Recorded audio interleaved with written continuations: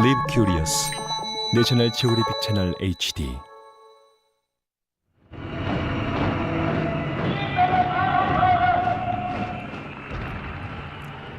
히틀러는 독일의 독재자로 군림하게 되자 자신의 저서 나의 투쟁의 내용을 그대로 실천했습니다. 강자가 약자를 무찌르고 영역을 넓히려는 본능에 따라 우월한 종족이 열등한 종족을 몰아낼 것이다. 히틀러는 어떻게 권력을 잡고 최고 지도자인 총통의 자리에 올랐을까요?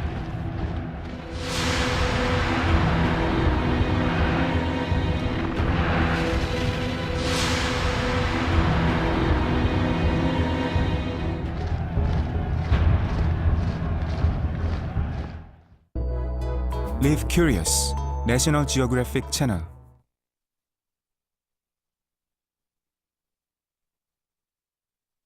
(1929년) 뉘른베르크에서 열린 나치당 대회는 독일의 극작가 브레히트가 아르투로 우이의 출세에서 빗댄 히틀러의 출세가 진정으로 시작된 시발점입니다. 미국에서 촉발된 새로운 경제 위기는 세계 전역에 대혼란을 몰고 왔습니다. 그 중에서도 독일이 큰 타격을 입었죠.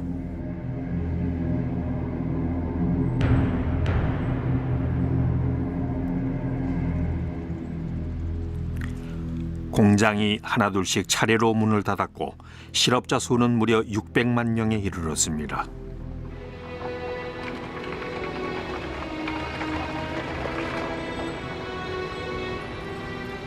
절망에 빠진 독일 국민 중 상당수가 나치나 공산당에 투신합니다. 공산당 역시 나치처럼 제복을 갖춘 준군사 조직을 보유하고 있었죠.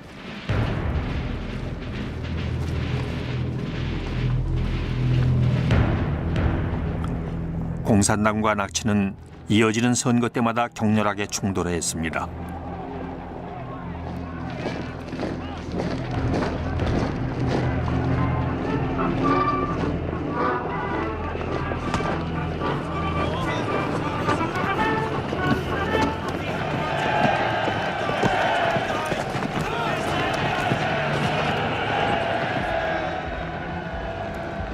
히틀러는 무질서를 유발하는 한편 이를 멈출 사람은 자기뿐이라고 주장했죠.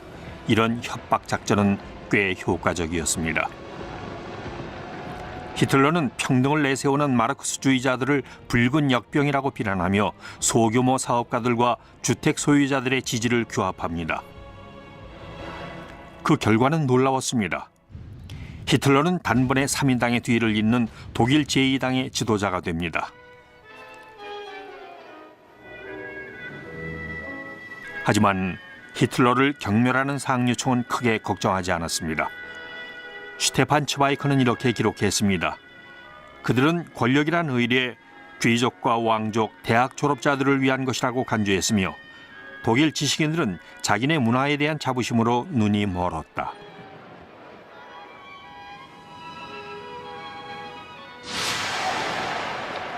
그 사이 히틀러는 승승장구하며 세력을 확장해서 불과 1년여 만에 독일 극우 진영을 장악하기에 이릅니다. 그 결과 조직원 수가 50만 명에 이르는 철모단 같은 참전용사 조직이 그의 명령을 따르게 됐죠.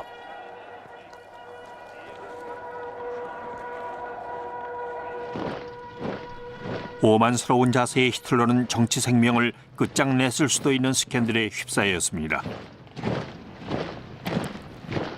그의 사생활에 관한 소문이 언론에 풀렸죠.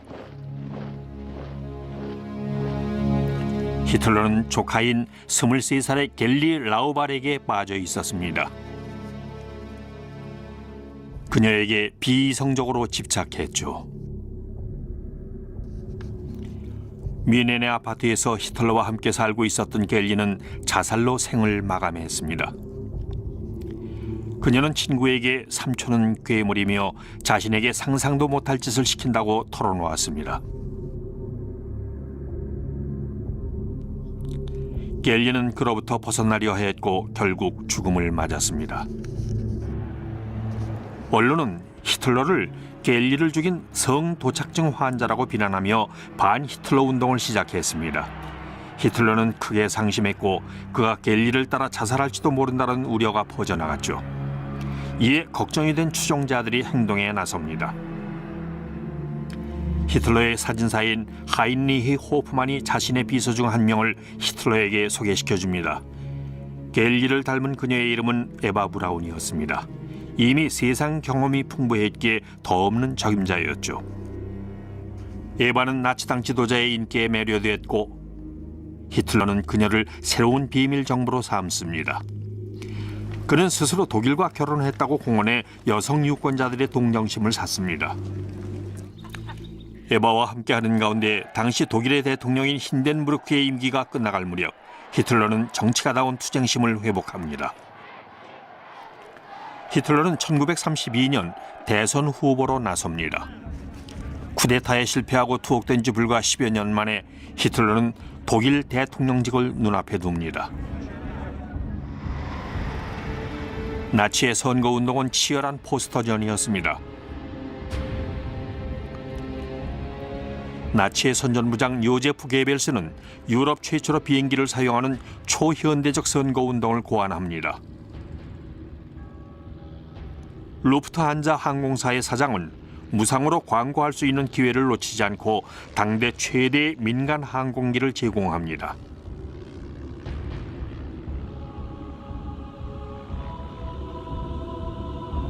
히틀러는 가죽 헬멧을 쓰고 약 100여 곳의 도시로 날아갔고 자신을 향한 뜨거운 인기를 확인했습니다.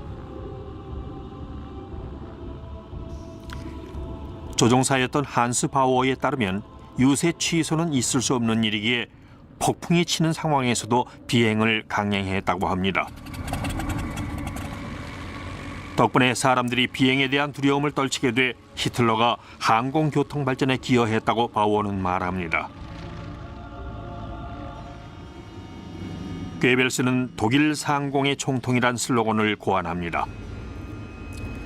그는 히틀러가 구원자라는 신화를 지어내고 항공 유세 과정을 자세히 촬영하여 공개합니다.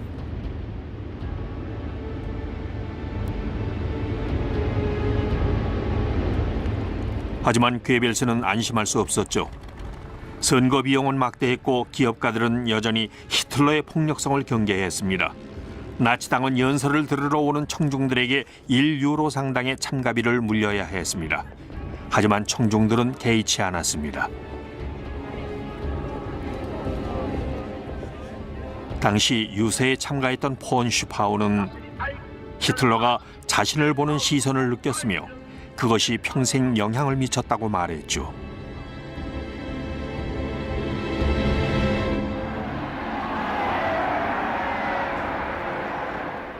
선거 일주일 전 히틀러의 베를린 유세에 10만 명의 베를린 시민이 운집합니다. 모두 위기 대응에 무능력한 기존 정당에 질려 있었죠.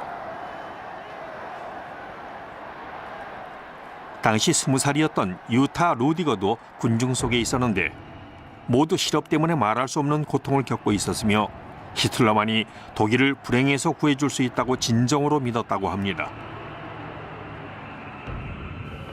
Sie reden nicht von den Zehntausenden, die Jahr für Jahr den Gashahn aufdrehen, nicht weil es ihnen zu gut geht. 히틀러는 이렇게 사회적 문제를 건드리며 유력한 후보로 부각됩니다. 언론은 연일 대서특필했죠. 우파에서는 히틀러를 정치적 모험가의 원형으로 봤습니다. 좌파에서는 보다 직접적으로 비난했는데 히틀러를 동성애자나 반쯤 미친 사기꾼, 허영덩어리, 콧불 속 가죽 말채찍을 든 가짜 사나이로 묘사했죠.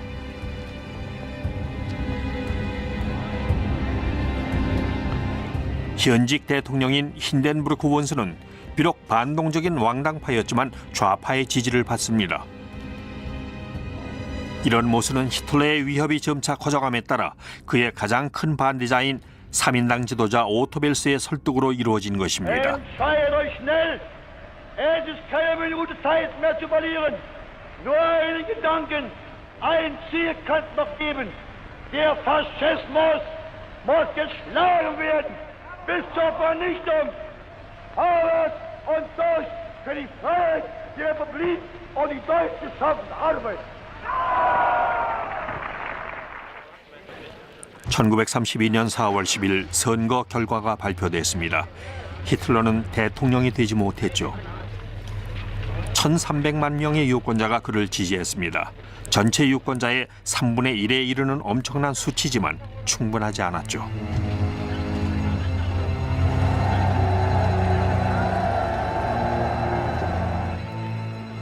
삼인당 덕분에 재선에 성공한 힌덴부르크는 그들의 영향에서 벗어나려 합니다. 그리고 히틀러는 계속 승승장구하며 다시 선거운동을 시작합니다. 하루에 연설을 5번씩 강행했고 수행단은 지쳐갔습니다. 히틀러의 한 측근은 그들이 휴식 시간마다 권투 선수를 회복시켜 링으로 돌려보내는 세컨드 같았다고 했죠. 하지만 히틀러는 청중들로부터 힘을 얻어 악의에 찬 연설을 계속했습니다. werfen uns Nationalsozialisten vor und mir insbesondere, dass wir intolerante, unverträgliche Menschen seien. Wir wollten, sagen Sie, mit anderen Parteien nicht arbeiten. Die Herren haben ganz recht. Wir sind intolerant. Ich habe mir ein Ziel gestellt, nämlich die 30 Parteien aus Deutschland hinauszufegen. 히틀러가 보기에 1932년 총선에서 우선 제거해야 할 정당은 공산당이었습니다. 돌격대 SA가 그 임무를 맡았는데 SA는 이제 40만 병력으로 성장했고 자체 자금으로 제복과 장비를 사들일 정도였죠. 함부르크의 식료품점에서 일했던 볼프 토이베르트도 그중 한 명이었습니다. 그는 한달음에 차량화 부대에 합류했죠. 볼프는 자신이 오직 독일을 위해 목숨을 걸겠다는 각오로 임했으며 베르사유 조약에 대한 수치심 때문에 열렬한 히틀러 지지자가 됐다고 말했습니다.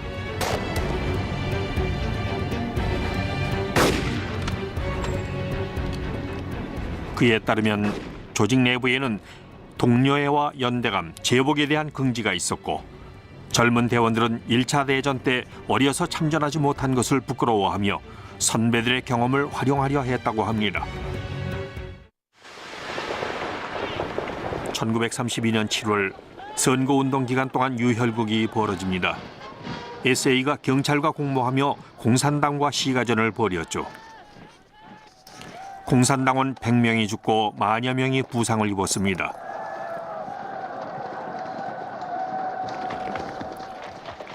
독일 국민 다수는 무질서와 정부의 무력함에 지쳐서 나치의 폭력 행위를 용인했고 그 결과 나치당 의원 230명이 의회에 진출합니다. 히틀러는 이제 독일 최대 정당의 당수였습니다.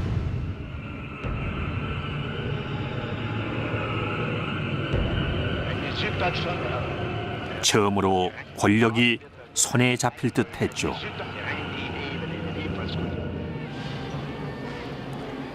하지만 행복감은 곧 실망으로 바뀝니다. 힌덴부르크 대통령이 히틀러를 정부의 수장인 총리로 지명하길 거부합니다. 힌덴부르크는 히틀러에게 하느님과 내 양심과 조국 앞에서 당신들처럼 편협한 정당에 권력을 맡길 수는 없다고 말했죠.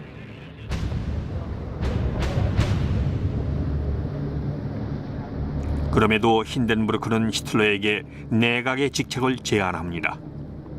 하지만 히틀러는 내각에서 한 자리를 차지하는 데 만족할 여느 정치인이 아니었습니다. 그는 전체주의 국가를 세울 모든 권력을 원했습니다. 나치당 의원 그룹의 수장인 괴벨스는 제1당의 막강한 위력을 발휘하여 몇 주 만에 의회의 민주주의적 절차를 마비시키는 데 성공합니다. 곧이어 괴벨스는 국민의 뜻을 반영하지 못하는 의회는 해산해야 한다고 선언합니다. 그리하여 독일은 또다시 선거를 치르게 됩니다. 1년 안에 3번째 치러지는 선거로 히틀러는 의석을 늘릴 기회로 봤습니다. Ich habe die Energie und die Zähigkeit gehabt, von den damaligen 1000 Mann vor 10 Jahren bis heute 14 Millionen zu machen. Und ich werde aus den 14 Millionen die 20 und die 30 Millionen machen.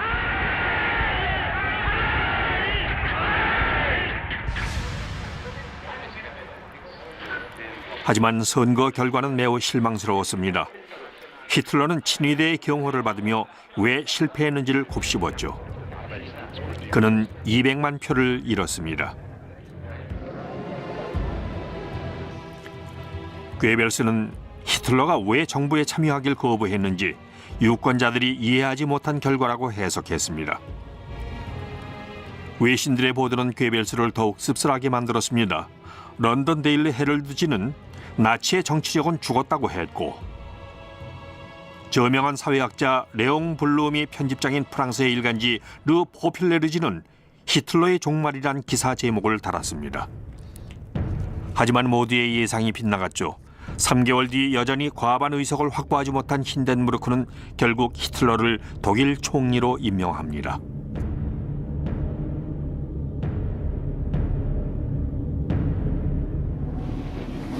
당시 학생이었던 제바스티안 하프너는 이렇게 기록했습니다. 방금 뉴스를 듣고 공포에 떨었다. 잠깐 동안 실제로 피와 진흙의 냄새가 느껴졌다. 마치 맹수의 더러운 발처럼 뭔가 위험한 것이 내 얼굴을 긁어대는 듯했다. 늑대는 목적 달성을 위해 양처럼 위장하는 법이죠. 히틀러는 나치 몫으로 내각의 2자리만 요구해 힌덴부르크를 안심시킵니다. 내무부 장관은 위넨 경찰 소속이었던 비렐름 프리크가 맡게 됐고, 헤르만 괴링은 무임소 장관을 맡아 경찰을 통제하는 두 요직을 차지합니다.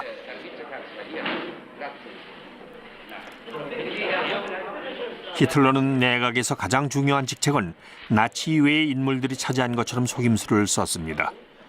전 총리인 보수주의자 프란츠 폰 파펜이 부총리로 임명되고, 공격적이고 권위적인 강경 극우주의자 알프레드 후겐베르크를 경제 및 농업부 장관으로 내세움으로써 눈가림을 하죠. 히틀러는 자신의 내각을 국가 집단 내각이라고 불러서 나치가 장악한 정부가 아닌 국가주의의 연합처럼 보이게 합니다. 우파는 히틀러를 조종할 수 있다고 믿었죠.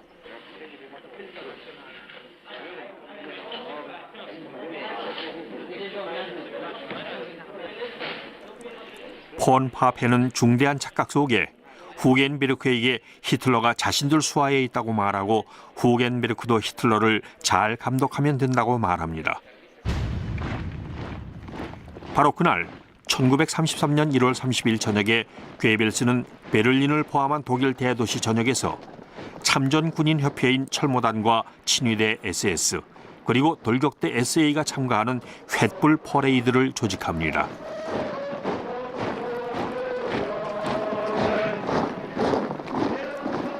괴벨스는 100만 명이 행진했다고 주장했지만 영국 대사관의 무관은 참여 인원이 15,000명 미만이며 괴벨스가 이들을 몇 시간 동안 계속 돌렸을 것이라고 추정했죠.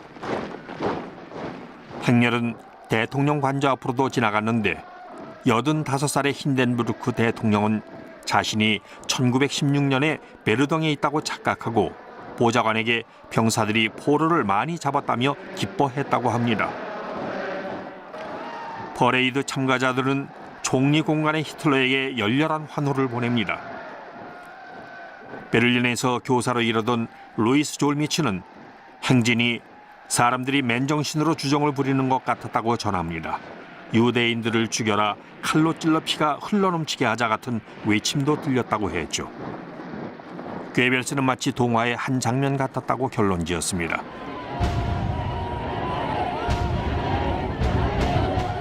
베를린의 스포츠 궁전에서 히틀러는 총리로서 첫 연설을 합니다. 히틀러는 절대 권력을 단계적으로 얻으려고 했죠. 제국의사당엔 아직도 200명의 공산당과 3인당 의원들이 있었습니다. 그래서 히틀러는 먼저 의회를 해산하고 새로 선거를 치르고자 합니다. 그의 연설은 라디오로 중계됐으며 좌파를 포함한 모든 유권자들에게 호소했습니다.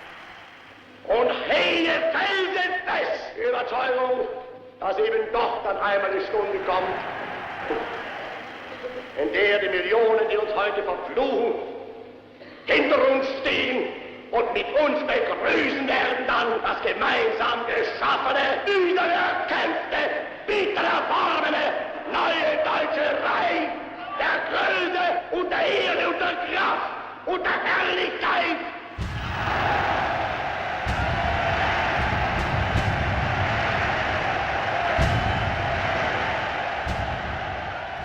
비교적 부드러운 이 연설로 히틀러는 계속 가면을 쓰고 나아갑니다.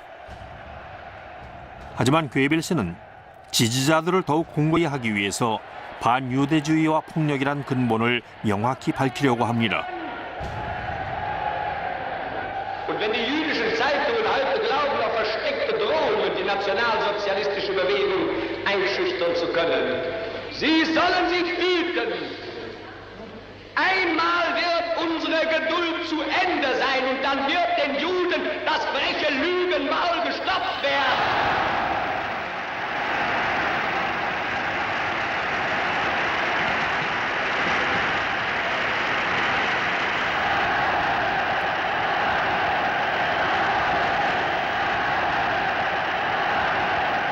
Im Übrigen können unsere Parteigenossen und S-A-Männer auch darüber beruhigt sein, dass eher als wir alle denken, die Stunde des Endes des Roten Terrors gekommen sein wird. Und wir werden den Herren vom Karl-Liebknecht-Haus bald Töne beibringen, die sie noch niemals vernommen haben. 그로부터 불과 2주 뒤 베를린에 있는 제국의회 의사당이 하룻밤만에 타버렸습니다. 독일 민주주의의 강력한 상징이 처참하게 불타버렸죠.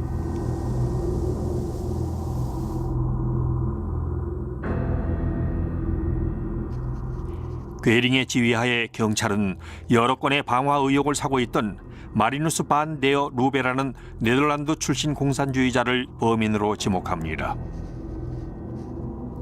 재빨리 유죄가 선고됐고 사형이 집행됩니다. 이 사건으로 누가 이득을 얻게 될까요? 바로 나치입니다. 히틀러와 괴링은 빨갱이의 음모라는 헛개비를 내세웁니다.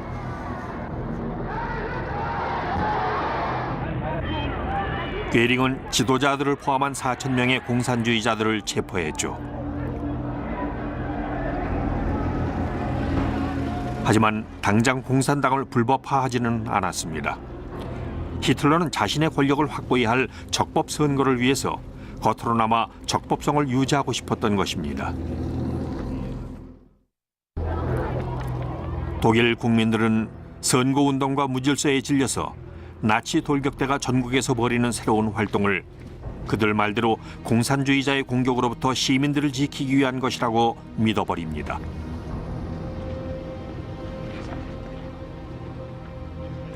이제 보조 경찰의 지위에 올라 무장을 하게 된 SA 대원들이 독일 전역에서 좌파 정당과 노동조합들의 본부 앞에 자리를 잡고 감시합니다. 돌격대는 다시금 폭력을 자행하고 히틀러는 계속 선거 카드를 제시해 갈수록 기력을 잃어가는 힌덴부르크 대통령을 안심시켰죠.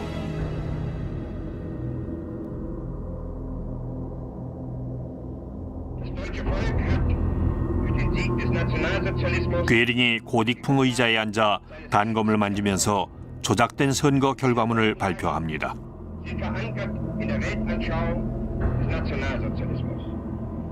Der 5. März bedeutet für einen Mann und eine Bewegung einen gewaltigen Sieg. Der Sieger des 5. heißt Adolf Hitler und die Bewegung ist der Nationalsozialismus. Beides aber ist gleichzusetzen mit dem deutschen Volke und dem deutschen Reich. 실제로는 히틀러와 극우 연합이 간신히 과반을 넘었습니다. 온갖 선전과 돌격대의 위협에도 불구하고 공산당이 12% 득표율을 올리는 것을 막지 못했죠. 히틀러는 공산당 의원들의 당선을 무효화하고 그들을 체포해서 나치가 막 건설한 베를린 근처의 오라니엔부르크 및 뮌헨 인근의 다카우 강제 수용소로 보냅니다. 두 곳 외에도 1933년 한 해에만 여러 수용소가 문을 열었습니다. 나치 정권이 들어서자마자 정치범 수가 폭발적으로 늘어갑니다. 학생이자 공산주의자였던 클라우스 바스티안에 따르면 경비병이 채찍질을 하고 얼음장 같은 물에 밀어넣어 모두 당장이라도 죽게 되지 않을까 두려워했다고 회상했죠.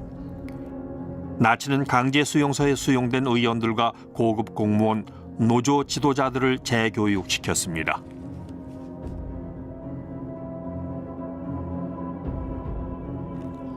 독재의 불길한 그림자가 독일 전국에 퍼져나갔죠. 제국의회 의사당 화재 이후 히틀러는 왕립 오페라 극장에 새 의회를 설치하고 돌격대로 에워싼 다음 무제한의 권력을 요구합니다. 공산당 의원들은 대부분 수용소로 보내져 자취를 감췄으나 아직 남은 3인당 의원 94명이 용기를 내서 히틀러의 반대표를 던집니다. 하지만 그들도 체포되어 수용소에 갇히거나 국외로 도피하게 되죠. 극우파에서 중도 가톨릭계에 이르는 441명의 의원들이 대중을 미혹하려는 히틀러의 길고 산만한 연설을 듣고 있습니다. 그는 언제나처럼 실업사태 종결과 영세농민 보조금, 법질서 존중, 그리고 무엇보다 평화를 약속합니다. 의회는 히틀러에게 4년 동안 전권을 휘두를 수 있는 권력을 넘겨 스스로 조종을 울립니다.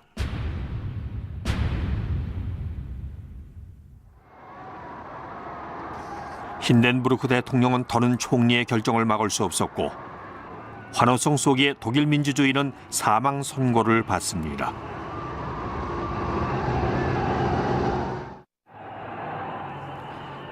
반유대주의를 기반으로 한 히틀러가 세계 최대의 공업국가 중 하나인 독일에서 막강한 권력을 갖게 됐다는 것은 크나큰 위협이었습니다. 이곳 뉴욕을 비롯해서 세계 전역에서 히틀러의 야만성을 반대하는 시위가 열렸습니다. 히틀러의 반계몽주의와 반유대주의에 대한 반발도 거셌죠. 전 세계적으로 독일 상품에 대한 불매운동이 일어났습니다. 히틀러는 이에 대한 경고 조치로 독일 내의 유대인 사업장 앞에서 불매운동을 벌이게 합니다. 독일 거주 유대인들은 돌격대의 포스터를 보고 공포에 떨었습니다. 유대 자본주의자에겐 한 푼도 아깝다. 독일제를 삽시다. 유대인은 독일 몰락의 원흉이다. 그런 내용이 적혀 있었죠. 그것이 박해의 시작이었습니다. 동프로이센에서 큰 가게를 운영했던 에드빈 란다우는 팔레스타인으로 이민 가기 전에 이렇게 썼습니다. 나는 불과 몇 시간 만에 완전히 바뀌었다. 지금까지 내가 사랑했던 이 나라와 이곳 사람들이 갑자기 적으로 돌변했다. 나는 더 이상 독일인이 아니었고 독일인이 될 권리조차 없다. 한때나마 이 나라에 속해 있었다는 사실이 부끄럽다. 이곳 사람들에게 품고 있던 믿음이 부끄럽다. 그들은 가면을 벗어던지고 잔인한 적의 얼굴을 드러냈다.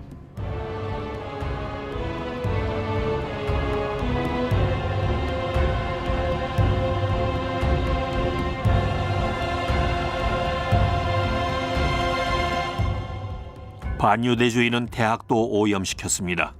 나치주의가 사람들의 정신을 왜곡하고 현대 문명에 반하는 편협한 종파주의적 이념을 주입해 학생들이 스스로 책을 불태웠습니다.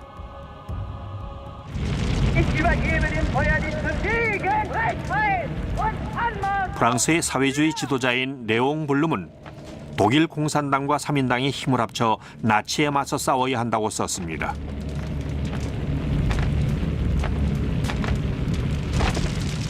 하지만 3인당은 내켜하지 않았고 공산당도 마찬가지였습니다. 모스크바에서 3인주의자들을 사회적 배반자로 칭하며 3인당과 연합하지 말라고 지령을 내렸죠. 스탈린의 이 같은 지령은 히틀러에게 커다란 선물이었습니다.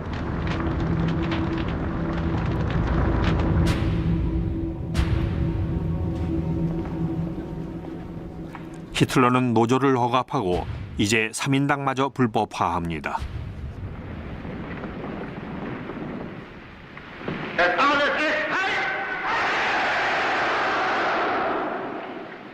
Die große Zeit ist jetzt angebrochen.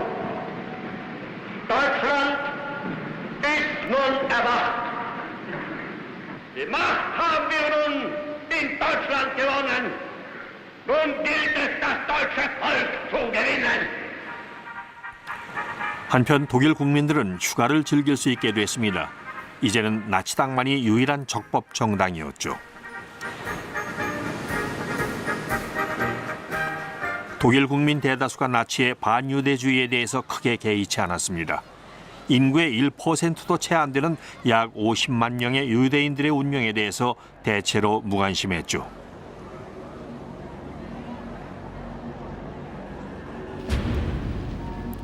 독일 유대인의 절반은 이민을 가는 데 성공합니다. 게르다 블라크만에 따르면 그들이 소유했던 전 재산을 포기하는 조건으로 떠날 수 있었다고 합니다.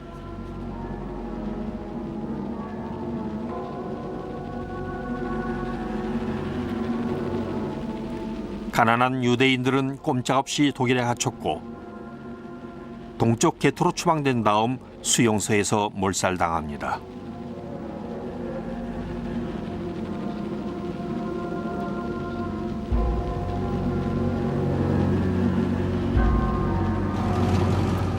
나치 정권에 반대하는 사람들은 가능한 대로 어디로든 피신을 했죠. 가장 많이 도피한 곳은 프랑스였는데 훗날 전쟁 때 독일이 프랑스를 점령하면서 나치에게 인계됩니다. 제때 피신하지 못했거나 남아서 계속 투쟁하기로 한 사람들은 체포되어 수용소에서 최후를 맞았습니다.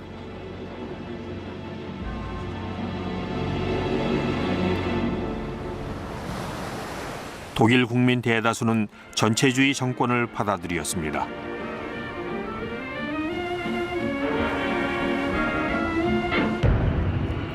일부는 독일의 공식 문장이 된 스와스티카 깃발개 양식으로 하루를 시작했습니다.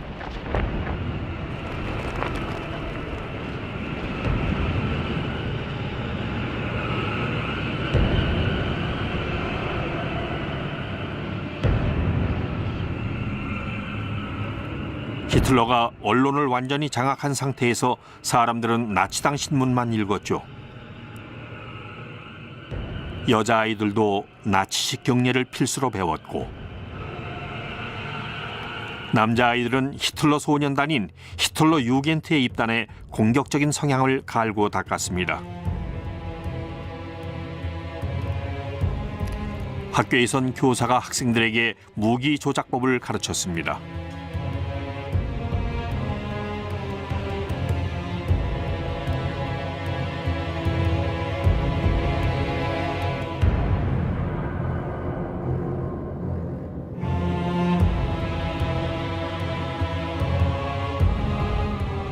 또한 나치가 허가한 예문들만을 수업에 활용할 수 있었습니다. 이를테면은 학생의 교육비는 얼마일까? 정신박야가 교육에 지원되는 교육비는 매년 1,800마르크이고 평균적인 학생은 320마르크이며 똑똑한 학생은 겨우 125마르크만 든다거나 시민이 유전적으로 건강해야만 사회가 생존할 수 있다는 식의 내용들이죠.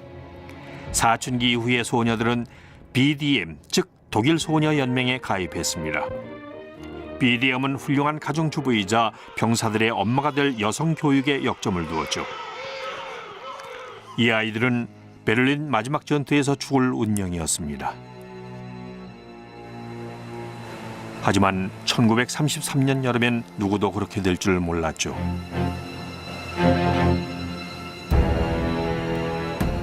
히틀러는 아직 누구도 감히 도전 못할 절대 권력자가 아니었습니다. 이를 이루기 위해서는 선전을 계속해야 했습니다. 영화 신념의 승리는 나치당이 독일의 유일한 정당으로서 권력을 잡은 후 처음 개최한 당대회를 기록하고 있습니다.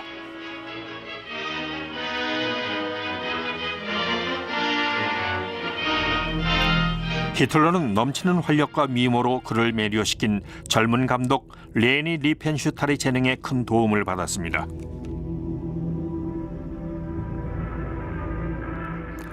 레니는 잘 짜인 구성과 조명 효과로 새로운 신화 속의 신과 신화적 종족, 지도자, 권력, 그리고 추종자들을 미화했습니다.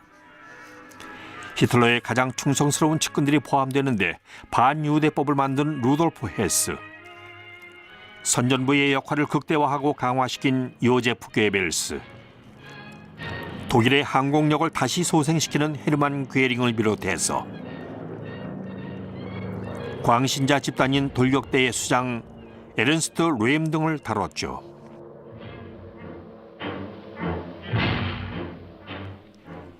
이 작품이 1년 뒤에 금지 영화가 되리라고는 아무도 예상하지 못했습니다. 1923년에 실패한 쿠데타 시절부터 히틀러의 측근이었던 뢰임이 배신자로 낙인 찍혔기 때문이죠. 히틀러와 지나치게 가까웠거나 돌격대가 너무 커져버렸기 때문일 수도 있습니다. SA는 군대와 비견될 만큼 세력이 커졌죠. 히틀러가 군의 지지를 얻으려면 군대를 키우고 뢰임을 제거해야 했습니다.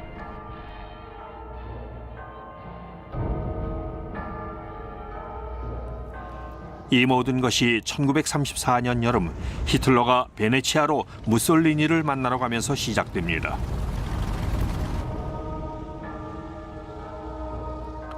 히틀러는 그의 역할 모델인 독재자로부터 큰 감명을 받아왔죠.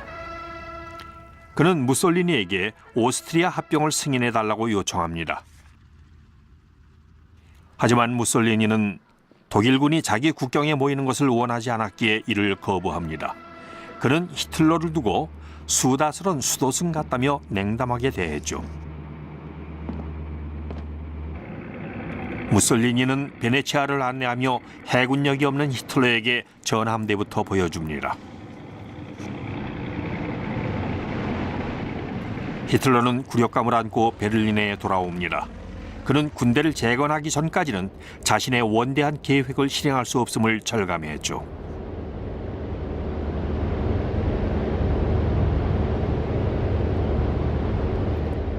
히틀러는 독일 국방군의 기동 훈련을 참관합니다.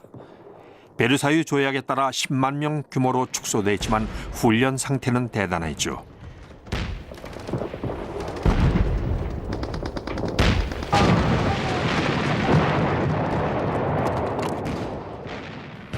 전쟁을 벌이려면 장군과 제독, 능력 있는 장교진, 전략가와 전문가들이 필요하다는 것을 히틀러는 잘 알고 있었습니다.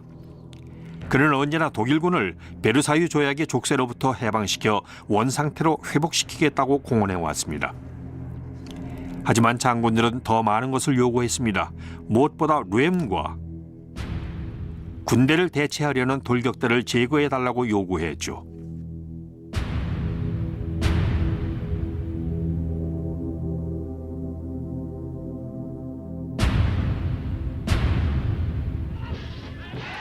뿐만 아니라 뢰임은 과대망상으로 큰 비난을 받습니다. 히틀러 대신 조명받으려 했죠. 기업가들은 국가 사회주의 혁명은 아직 끝나지 않았다는 뢰임의 선언에 우려를 표했고, 괴벨스는 뢰임을 위장한 볼셰비키라고 비난했습니다. 15년간 동반자 관계였지만 히틀러는 확고하게 뢰임을 제거하기로 합니다. 뢰임이 쿠데타를 기도했다는 제목을 뒤집어 씌웠죠. 히틀러가 고른 처형 집행에는 나치 친위대 SS의 수장인 히물러와 게슈타포의 수장 하이드리히, 전직 도축업자로 총통 경호대를 이끄는 제프 디트리히였습니다. 1934년 6월 30일에서 7월 2일 사이 히틀러가 긴 칼의 밤이라고 불렀던 시기에 친위대는 뢰임과 히틀러의 과거를 아는 다른 잠재적 적대자들을 제거합니다.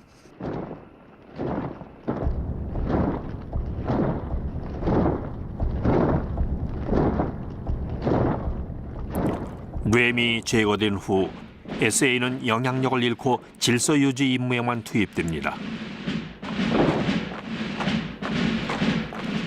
군대를 비롯해 기업가들은 만족했고 제프 디트리히는 친위대 장군으로 승진합니다. 레니 리펜슈탈이 1934년 나치당 대회를 묘사한 차기작 의지의 승리에서는 히물러를 뒤따라 행진하는 검은 제복의 친위대만 보입니다.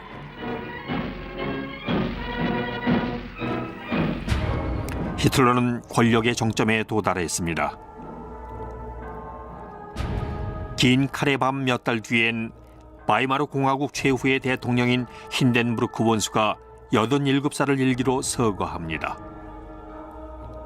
민주주의는 오래전에 죽어서 묻힌 상태였고 전체주의가 무자비하게 확장되어 갔습니다.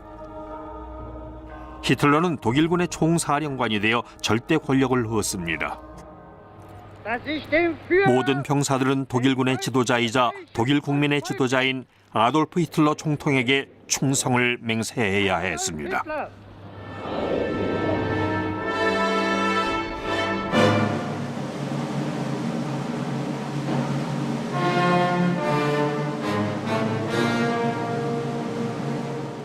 히틀러가 가장 좋아하는 작곡가인 바그너의 음악을 즐기기 위해 바이로이트 축제에 참석했습니다.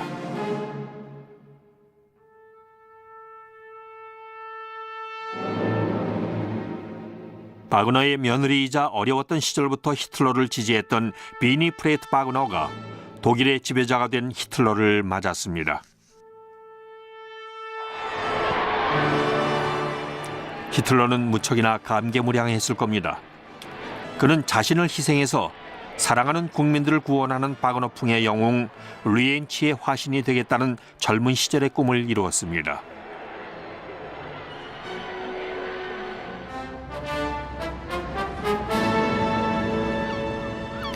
히틀러는 바이마르 공화국의 유산을 자신의 성과로 포장합니다. 나치 정권의 전시물이 된 아우토반이 대표적인 경우죠.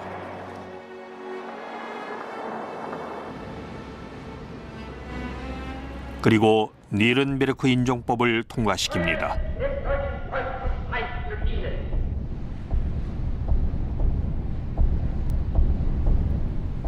수정의 밤 사건 때는 유대교 회당을 불태웁니다. 유대인 대학살의 전주곡이었죠.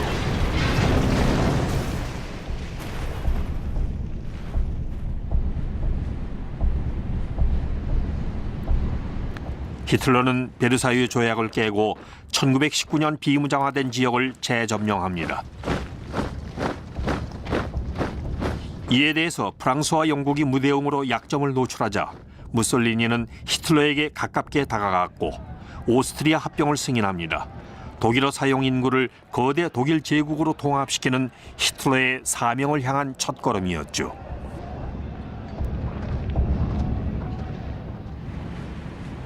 히틀러는 피비린내 나는 스페인 내전에도 개입합니다. 폭격기들을 보내 무차별적으로 공습을 퍼부어 게르니카를 초토화시키고 프랑코의 파시스트파가 공화파를 이기도록 지원했죠.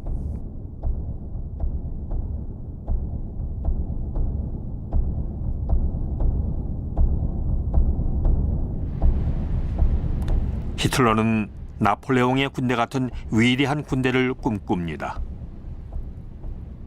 그 군대를 이끌고 모스크바까지 진격하고자 했죠. 하지만 겉으로는 평화를 부르짖습니다. Wir wollen einst ein Reich sehen und ihr müsst euch schon dafür erziehen. Wir wollen, dass dieses Volk einst gehorsam ist und ihr müsst euch in den Gehorsam üben. Wir wollen, dass dieses Volk einst friedliebend und aber auch tapfer ist und ihr müsst friedfertig sein.